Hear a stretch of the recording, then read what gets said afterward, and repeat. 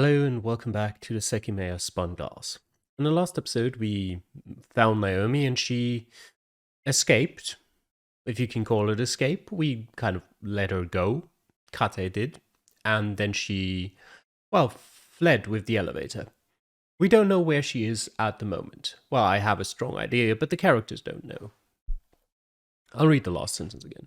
From afar, I was able to see his expression shifting to a blank and pale one. With his hand on the doorknob, he turned around, frantically trying to meet someone's gaze. Uh, what's wrong? Anything inside? The silent corridors allowed us to make out their words. On the other side, Sai and Kate had also realized that something unusual was inside that room. What? Isla, stop! Irina, after peeking over Akaru's shoulder, immediately pushed aside Isla, who'd been about to glance into the room. Let me see. Is Naomi dead? Guys, come here. It seems we weren't wrong. With an altered voice, Akaru instructed we could abandon our positions as the search had finished. A little tense, we went to see what had caused those reactions. Sai brushed past Akaru to see what had been found. Despite his effort at appearing unfazed and composed, the moment he set his eyes inside, he was visibly startled. Seriously? The room, B4, was in the middle of the hallway. Kate, Shiroya and I arrived at the same time, silently glancing at each other. Erina was still tightly holding Isla, and both of them moved back to let us see through the door. Oh god, no. It didn't take us a second to understand it. On the floor lay the body of Naomi, called it, over a pool of blood. On the wall close to the door were traces of more blood. Not only that, but a strange odor became noticeable as soon as I stepped inside. I couldn't associate it to anything, but it wasn't prominent enough to be aggravating. Kate, you're gonna kill somebody, don't make it so obvious. The mood abruptly changed at Sai's careless words. It had happened earlier, but that time we all found it far over the line. Especially Erina, who had been trying to keep Isla unaware of what had happened. You must be joking. Don't even think about accusing me. Sai moved over to the body. With 2 fingers, he confirmed its status. She's definitely dead. She probably already was when you got back to this floor. This room wasn't searched earlier, right? No, we stopped at the event room. This one was next, so you could be right. No, that's... Wait. Isla, who hadn't yet put up any resistance, was able to escape from Erina's grip. Her shock increased even further when she understood that we hadn't been lying. But that's impossible. Why did... It's clearly possible, just look at her. And I'll sure think about it, Kate. You are the only person who could have done this. While they were audibly reacting, I found myself silently aghast, which I hadn't been prepared for. I'd been carelessly going over the incident, but as soon as the image of the dead Naomi had met my eyes, any focus on reality had departed from my body. He actually isn't the only one who could have committed this. He's probably, very likely, the only one out of the group that could have committed this. But there could still be another person in this building because we've never been in sort of the 7th floor, the attic. There could have been another person there, someone who maybe used the elevator alongside Naomi and then hid somewhere. It's possible. Shiria at my side looked identical to me. The concept of death and loss had recently been changed for us. She and I hadn't had to experience it until 2 weeks ago, when the world we'd created together had crumbled down without warning. Naomi's lifeless body was an immediate reminder, one that had come as soon as I started having hope for the future again. I looked at Shira's face as the others kept spitting meaningless words. Nothing but fright was present all over it. But perhaps the others wouldn't have noticed it. Our effort at moving on had been denied by reality, which had put us back in our place. I never knew how to respond. Thoughtless reassurance wouldn't achieve anything. However, even though it might not have been any help, I tried to put all my uncertain words into a hand that I placed on her shoulder to distance myself from the insentient and inanimate support I'd been until then.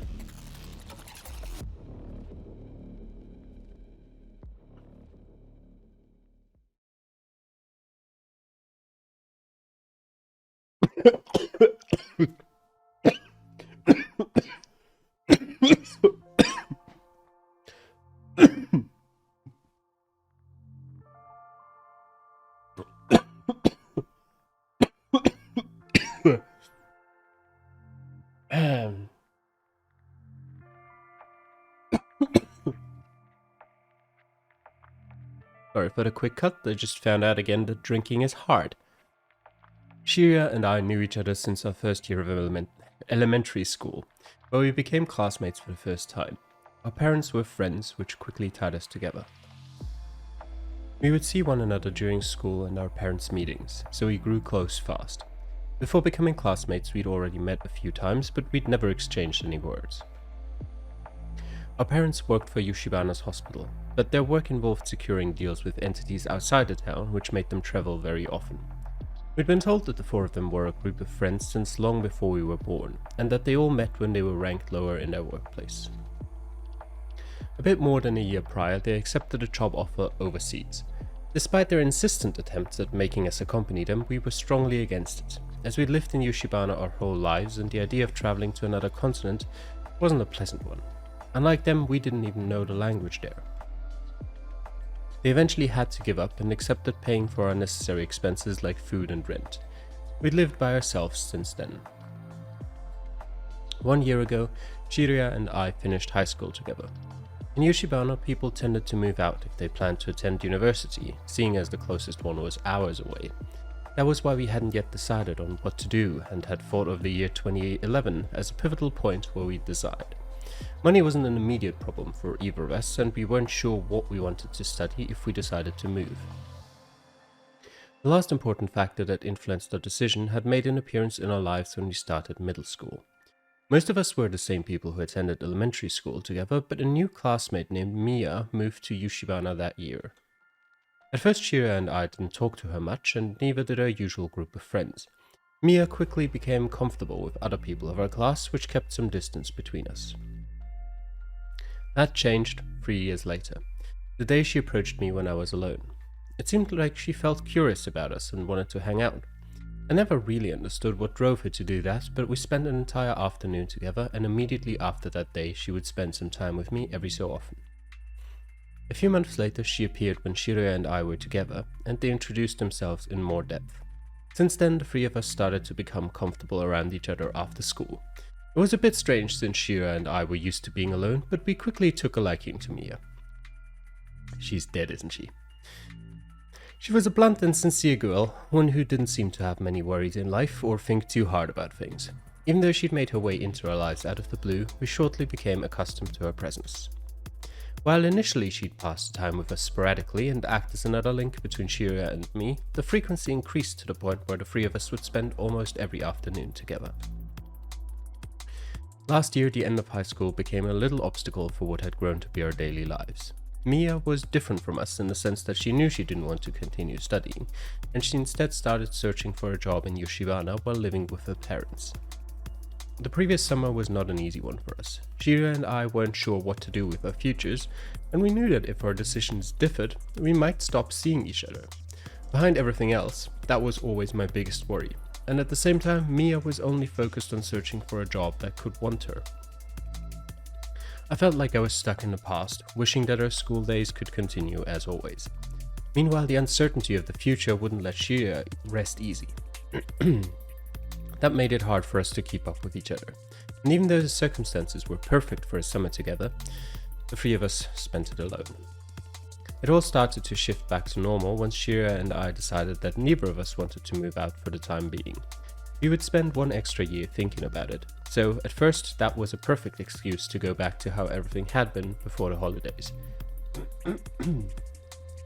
Unfortunately, everything quickly appeared to be really stiff. Shira and I had talked frequently about our decisions through messages, but the three of us hadn't personally seen each other in a while. None of us were at our best, and we felt down and unenthusiastic. That made our relationship loosen even further, and the distance between us kept increasing. When I recognized what it had all turned into, sadness really got to me. I couldn't do anything to go back to our routine, and I wasn't sure if they wanted to. Other friends I had from school had completely disappeared from my life in the blink of an eye. For 2 or 3 months, my old life continued fading away. That was until I received a call from Mia. She confessed to having been feeling like me and wanting to restore everything. I immediately called Shia, who sounded in the same need. It was just over 2 weeks before the Sekimeiya showing when we met at my house. We'd gone the longest time without meeting, but we still recognized each other as the people we'd spent the entirety of our teenage years with. It was a bit hard at first, but since we knew the three of us wanted to finally get over our new barriers, the constricting ice that had formed around us broke much more easily than I'd anticipated. We said that we'd go back to how everything had been during the start of the year. The three of us needed it, and had been fearing that it had ended long ago. Even though we'd settled that, there weren't many things to do during the winter in Yoshibana. Hanging out and talking for hours used to work in the past, but during the fresh starting days that might not have sufficed. That was how we came across Ashia's claim that on December 15th, their biggest event to date would be held. Shiria and I disliked Ashia to an extent, but Mia, having moved to Yoshibana as a kid, didn't share the same feeling that had been prominently pushed onto us by the older residents. We'd only been vaguely told about the main outline of it all, so when she proposed attending the event, we couldn't refuse it. It honestly sounded like a fine idea to us. Anything the three of us could go to was good. According to the announcement, an event was held on Ashia Tower every Thursday, each one requiring special entrance tickets. We accepted it and bought them before they ran out. December had always been a special month for me and Shiria. My birthday was on the 21st, while hers was on the 19th. We were happy we had reunited just in time for them.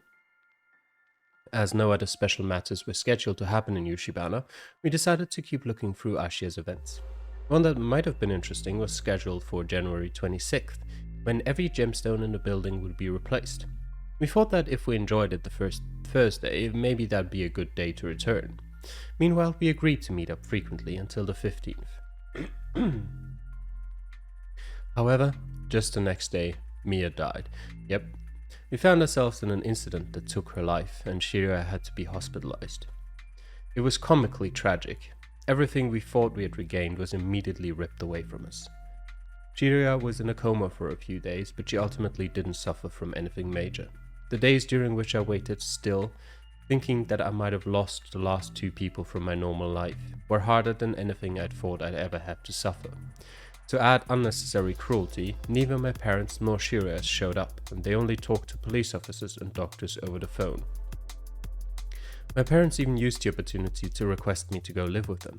They'd been very insistent about that in the past, and the incident gave them the chance to force it even further. I'd almost never talked to Mia's parents, but when I saw them talking to the agent in charge, it was clear that they were devastated. Everything in their lives had collapsed in the span of a single day. When Shiria woke up, I was in her hospital room and told her about what had occurred.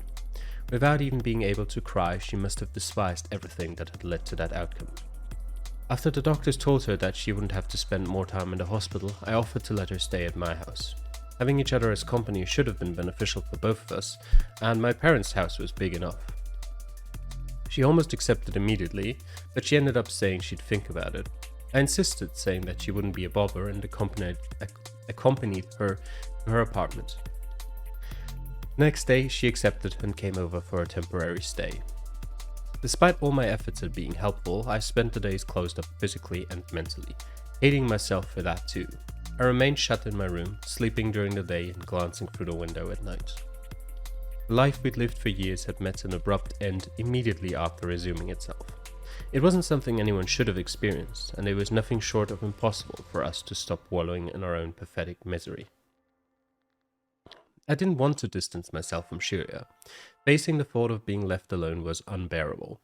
That was why I'd immediately asked her to remain together for a few days. At home, we briefly saw each other every day, but no conversations aside from simple words to coordinate ourselves came from either of us. At least she spent the days with Maxi and Umi, a dog and a cat that had lived with me for years, which I hoped made her feel less lonely. I also got to hear her voice a handful of times when she talked to her parents over the phone, but they never ended up coming.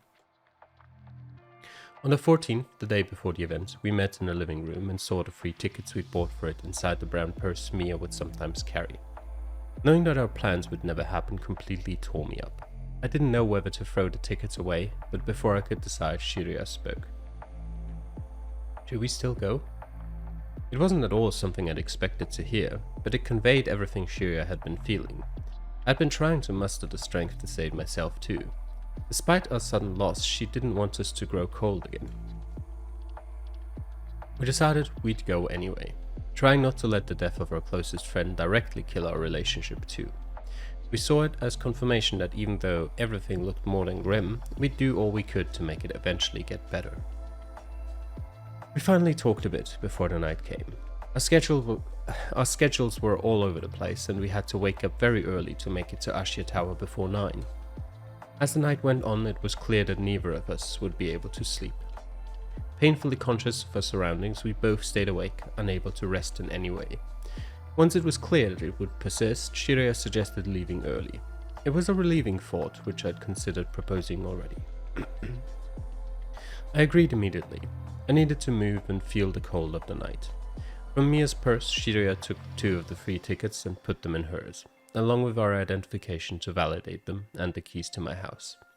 As we stepped outside, a calm and pleasant night welcomed us back to our town. We walked through desolate streets without an objective in mind, letting time move at its own pace. Eventually, we reached the outskirts.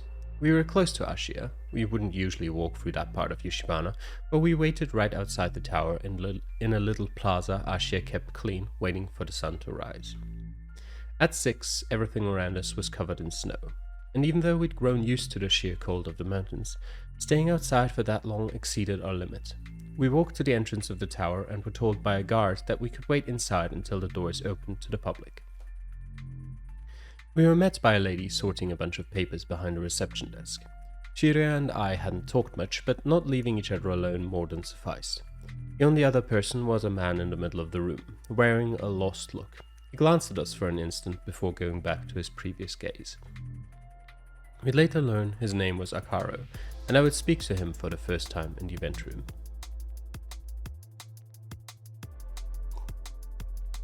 Things had continued and led to death. Once again, the cruel sensation of death had appeared before us, after avoiding it for almost 20 years. It had taken a single dead body to make me reminisce over my whole life. I started to think that I'd been climbing the first steps to get over what had happened by immersing myself in our present incident, but that had been far from accurate. Even though I'd gotten Shiraya to start returning to her usual self, at that moment her face gave away how meaningless that had been. Words started making sense again. Sai, who had been thoughtlessly messing with me without a clue what my last few days had been like, was accusing Kate of murder. "You're out of your mind. I would never kill anyone." "Then why did you? Don't you recall what we've been doing? Nobody else could have been here to do this." "What if you were the one who did it, Sai?" It was pissing me off. It was reasonable to think that Kate was the culprit, but accusing anyone of stealing someone's life so lightly was something I really didn't like. For that very reason, Shiraya was surprised when she heard me suddenly spit those words. Excuse me? I was with Akaro on the 4th floor, and the last time we entered this room, we all saw it empty." "He's right, we didn't move from there. Do you intend to say that maybe we both did it to frame Kate?" "No. Sure, that might also be a possibility that lets Kate not be a murderer, but Sai had an easier way all by himself. You said it earlier, right? That he went to check if the Sekimeiya had truly disappeared while you all waited next to the stairs. He even admitted to having spent a while thinking about what had happened. The event room connects both hallways, and from the stairs you wouldn't have seen what was happening in hallway B. You saw Naomi and chased her up to this room. You definitely could have done this." I couldn't let out the word kill easily, since I didn't believe that as the most likely truth, but I didn't want to let Sai act as if Kate had to be forcibly labeled as a murderer if other possibilities existed. "You're not being serious, right? Don't you think Naomi would have yelled? There's blood on the wall, so since blood is coming from the back of her head, she was probably pushed into it. It follows that she was seeing her killer as it happened, so she would have yelled. We would only have missed such a yell if Kate and Naomi had been the only ones present on this floor at the time. But what if she didn't yell? You can't possibly be saying that blood on the wall means she had to. Maybe it happened too fast for her to react, or maybe her mouth was covered." "Atsuki, don't be stupid. You must also be aware that Kate had to be the one who did this." "The blood on the wall is next to the door, and Naomi's body is perpendicular to the wall. If you're gonna push someone against the wall, you'll need to be farther from it than your victim, right?" meaning that the culprit was farther from the door than Naomi. You could infer from that they either entered the room before Naomi, or that they entered at the same time. It makes sense if Kate was the culprit, but if I chased Naomi here, I wouldn't have had it easy to push her into this wall. She would have been farther into the room than me, so I would have had to push her against one of the other 3 walls. Ignoring obviously that she would not have run into a room only to be cornered, she would have escaped from the hallway. Or maybe you entered the room first, and the noise lured her in. Maybe you chased her down when she was in the middle of the room, and since she headed to the exit, you pushed her against this wall. I'm not trying to accuse you, but stop acting as if Kate must be responsible. Also, what the hell is this smell? Does anyone recognize it? Everyone denied it with nearly imperceptible movements. They'd all noticed it, but seeing so much blood under a body must have forced them to ignore it. We had to continue for 11 hours bearing the thought of being trapped with someone who had killed a person. I've no idea what it is. Me neither, but fine. Tell me, Atsuki, do you believe I killed Naomi? There's a working security camera here, for fuck's sake. Do you think I'd ruin my life to kill someone I didn't even know a couple hours ago? I don't really think you're responsible. Then you're accusing Kate too. Sure, I could have had the chance to do it, but there's no other possibility.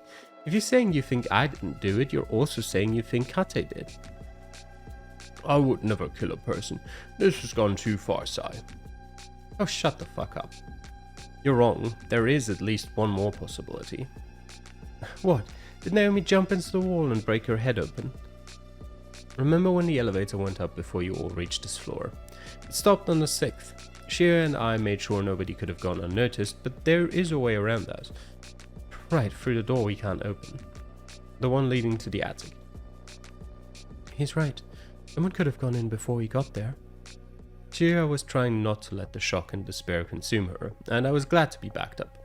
Even though Erina and Isla should have reacted to the mention of a door they hadn't seen, they didn't so much as twitch. But it was locked, right? Didn't Kate say that a unique key was required to enter the attic? Yes, but imagining a culprit with that key isn't all that crazy, is it? Please, this is just pathetic to watch. Huh? What is? It also took me by surprise. Kate was looking directly at me. Atsuki, stop trying to find non-existent ways out. You are who killed Naomi. You're kidding, right? Do you intend to accuse him? He absolutely could not have done it. You had the opportunity to at least accuse me. I was still recovering from the most unexpected words I could have heard.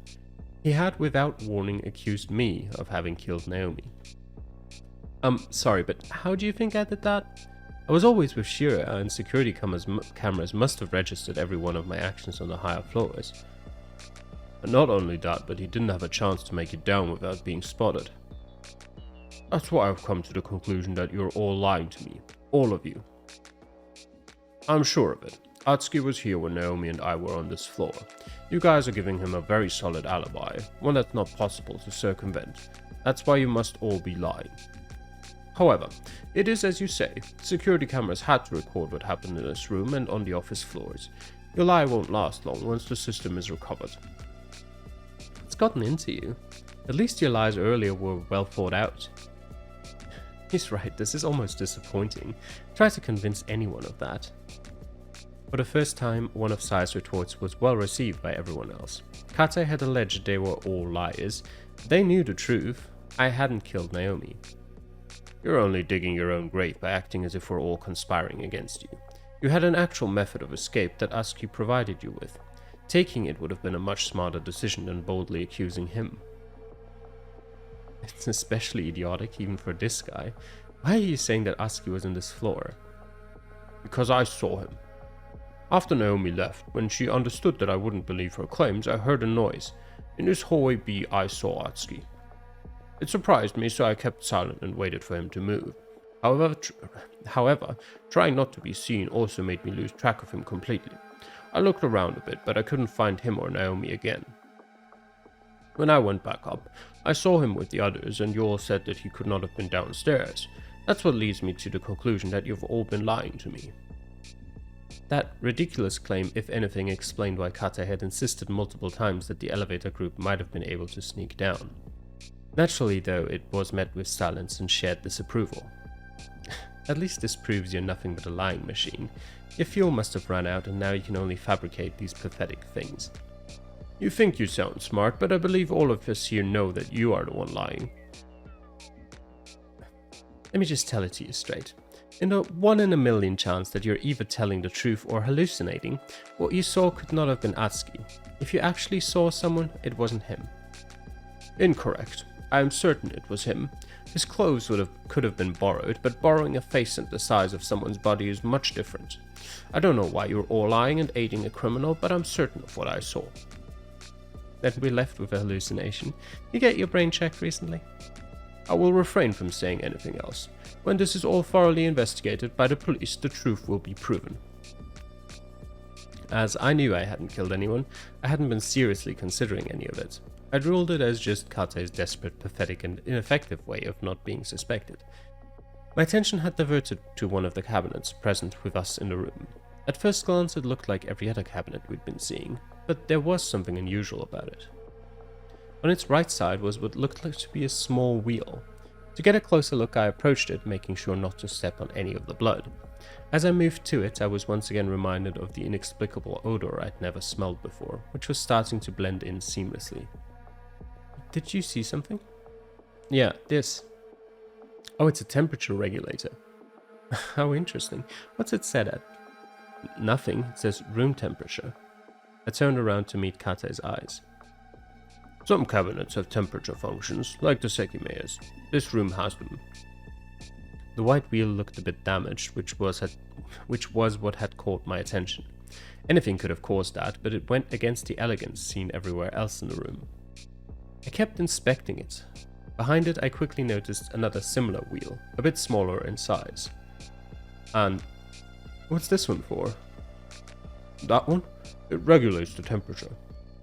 I can see the degrees symbol, but this one isn't set to anything, not even to room temperature. I mean, why are there two of them? Well, I think that one regulates the temperature of the gems behind the glass, while the big one regulates the temperature inside the cabinet. I see. To store gems that also require a determined temperature. I tried to lift up the cover, but it was too heavy. How do I open it though? I don't seem to be able to. I don't know, I've never opened one. And you've never seen anyone opening one through the cameras? Perhaps I have. I think they first look behind the cabinet, but I'm not sure what the process is. These cabinets have an actual method of locking them so that the temperature inside is well preserved. I tried following his instructions. Behind the cabinet and next to the wheel there was a very small plastic latch that I was able to open. I think it should be unlocked now. I put my hands under the lid and brought it up while everyone else stared at me dubiously. Then Sai began to approach me with curiosity. Like before, I was able to open it with ease. When I had fully opened it and kept the lid supported against the wall, I looked inside. There was no appreciable change of temperature as the wheel hadn't been set to anything. However, there certainly was something inside. At the bottom, covered by walls with a velvet texture, I saw the Sekimeiya resting, emitting a very faint glow. It's here. I have no idea why, but it's here. Before the others could react, I stretched out my arm to grab it. With one hand I leaned on the cabinet to support my weight while I put the other inside. As I slowly approached it, I thought to myself, what could anyone's purpose for leaving the Sekimeiya there have been? Without giving it much thought, I touched the surface of the egg-shaped object. A burst of heat flowed from my fingers and the world broke. The burning sensation vanished, and I was no longer stretching out my arm. Before me was a long corridor that I'd seen before. My body froze and I broke out in a cold sweat. A heavy cloak of confusion was cast on me as my heart took off like a rocket. Something had happened to me, something that I hadn't ever experienced before. When I slowly began to discern my surroundings, I saw that I was in hallway A, next to the lobby. I tried to calm down and think. I timidly moved my head and saw the huge shutter blocking my way to the outside world. Around the hallway A door, dark marks that had been left by the smoke were easily noticeable. Next, I moved my legs forward. I was still able to control my whole body. Nothing seemed to have changed in that regard. I moved up to hallway B, which surrounded me with its dark, unsettling scenery and pure silence. In the right wall, I could see the door of the room I'd been in a few seconds ago. It was closed like all the others. As I gently approached it, I tried to think about what could have happened. However, it was as bizarre as it sounded. I touched the Sekimeiya and appeared in the lobby. Not only that, but it had been instantaneous. Not an ounce of time had seemed to pass before the scenery around me had changed. I gripped the knob. As soon as I started to open the door, I saw blood. On the floor, Naomi's dead body rested, wearing a distressed look. My senses alerted me of another change. The strange smell didn't appear to exist anymore. I kept looking inside the room. Everyone else had already left it, and the cabinet I'd opened had been closed. The haunting atmosphere radiating across the room was overwhelming, and it chased me out. I closed the door behind me and made an effort at breathing properly to calm myself down. What the hell was happening? Was there a blank spot in my memory? Had I forgotten about something past the last memory I had? Nothing made sense. It couldn't make sense. The others had disappeared, and I had, in the blink of an eye, moved from one place to another. Was I knocked out? I'd been keeping my back against the others when I reached for the Sekimeiya, but wouldn't I remember it? Wouldn't I feel pain in my head if I had been hit? And when I realized I was somewhere different before, I was standing up. If I'd been knocked out, I would have woken up on the floor. No matter how I felt about it, it felt as if no time had passed between the Sekimeiya's touch and the change in what I was looking at. To put it bluntly, it felt as if I teleported between places. However, that was impossible. There must have been a reason why it had felt like that. I opened the door to the event room. Nothing but a single ugly cabinet was inside. I couldn't see its contents, but I didn't care. I kept looking through every room in the hallway to find the people that should have been there, to know that I hadn't been left alone, and to understand what had happened to me.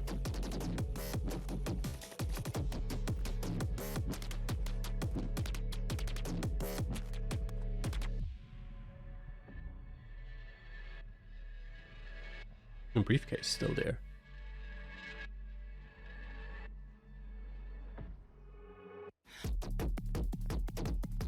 I opened and closed every door in quick succession, until I knew that I was on a desolate floor. Where was Shiraya? In front of me was the elevator door. I wanted to see the others, so I called it. If they were somewhere above me, they would hear the sound and come down to find me. After I pressed the button though, nothing happened. Is it here? I reached to grab the handle of the big metallic door. As I'd suspected, I was able to open it. Since I wouldn't be able to draw people to me, I had to modify my idea. I boarded the tiny elevator and pressed the button for the 6th floor. If anyone could hear it, I hoped they'd be lured to me. It was my second time taking a full 6th floor trip in that gloomy space, and being alone only made it worse. Just what had happened? I hadn't stopped accumulating questions since we'd gotten trapped, but the situation I was in surpassed all of them. Being alone let me look inside the elevator freely. I stared at the red button with the word stop on it.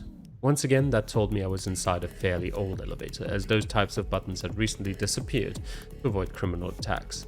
They would usually stop it abruptly, mostly in case someone got stuck on a door. Other times they'd only play a loud alarm throughout the building.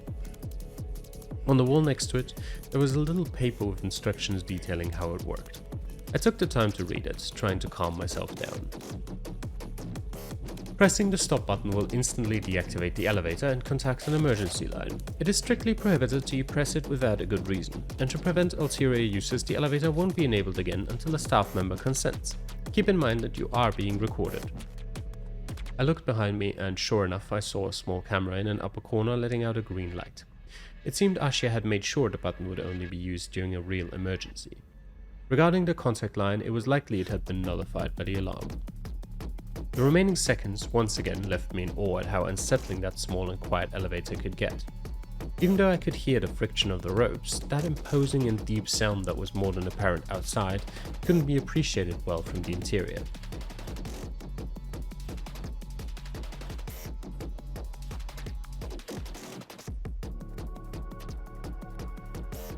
I went to the highest accessible floor and hastily pushed the door open. The sight was just as I remembered. I remained solitary and was met with another silently overwhelming floor. While I hoped people had heard me and were coming, I had to know whether there was someone around. We'd seen how easy it was to inspect those floors, so I started the same procedure from before. I looked at the empty left corridor. A door was hiding from my field of vision, but there was nobody to be seen. Then I made my way to the partitions to see if, for some reason, they weren't vacant. There was something I recognized in the first one. The computer we'd powered on earlier still showed a lit screen and an empty prompt to input access information.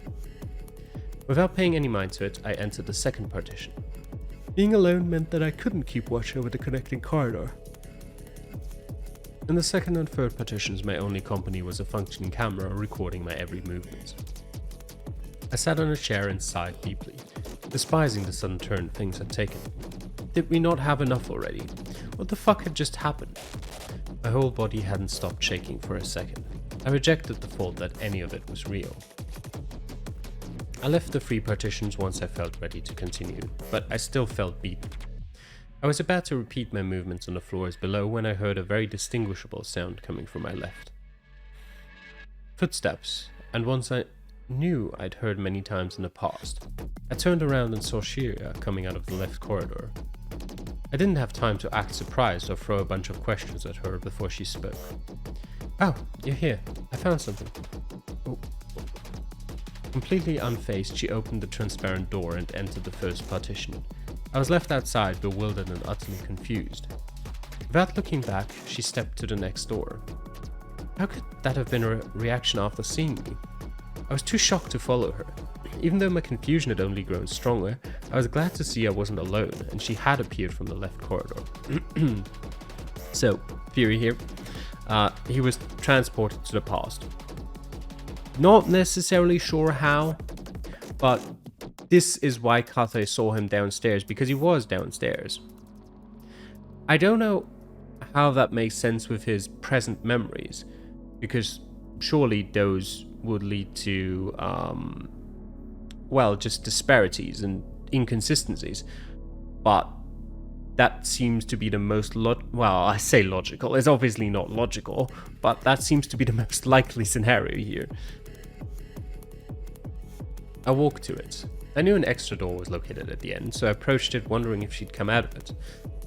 But it was still locked and nothing out of the ordinary could be seen at first glance. Trying to decipher her words, I ran back to the door of the partitions and entered them to try to understand what was going on. She's gonna show me the computer screen now, isn't she? The first partition was empty, so was the second one. A chill ran down my spine when the third one didn't appear any different. I froze for a few seconds, questioning what had happened to me and Shiria. I recalled having teleported from one place to another. She couldn't have disappeared from the partitions, could she? I exited them to look at the other corridor. There was nobody there. Dumbfounded, I went down the stairs. Okay, now I'm confused.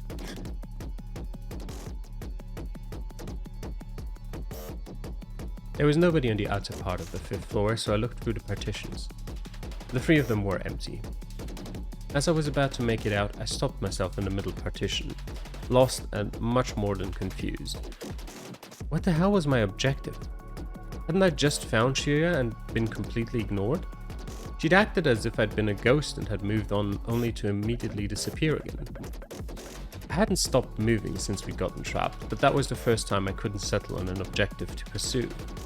I took advantage of it to sit on a chair for a little while, attempting to calm my alarmed heart down. But it was useless. I thought about what had happened and felt as if I was messing with myself. What could I make of Shiria's behavior after feeling like I'd literally teleported? It was insane, and I feared there was something wrong with me. After a while, I knew I had to continue looking around, but no determination came to me. Since I'd seen Shiria, everyone else should have been nearby, so I kept moving down the floors. I went to the 4th floor and looked through it. I slowly moved down to the 3rd and repeated the same process. I didn't see any signs of life. I repeated the same inefficient movements on floor 2, and yet again, the result was the same.